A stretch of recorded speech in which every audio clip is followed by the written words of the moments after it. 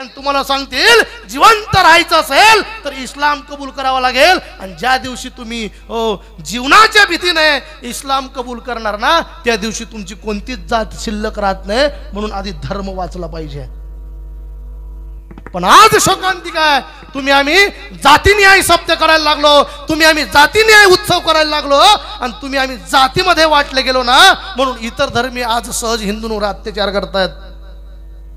आणि हे कुठेतरी थांबलं पाहिजे महाराज, हे कुठेतरी थांबलं पाहिजे। काल परवाची घटना आहे, मुंबईमध्ये धारावी नावाचा भाग आहे आणि काही विधर्मी लोकांनी अतिक्रमण केलं होतं। ते अतिक्रमण निघालं पाहिजे म्हणून आमच्या बजरंग दलच्या विश्व हिंदू परिषदेच्या एका कार्यकर्त्याने त्यासाठी थोडा उठाव केला आणि काही विधर्मी लोकांना ते सहन झालं नाही आणि अगदी कोयत्याने त्याच्यावर वार करून क्रूरपणे त्याची भर रस्त्यावर हत्या केली गेली। अरे हरामखोर तेवढ्यावर थांबले नाही, त्याची हत्या झाल्यानंतर ज्या दिवशी त्याची अंत्ययात्रा होती समस्त हिंदू समाज त्याच्या अंत्ययात्रेला उपस्थित होता।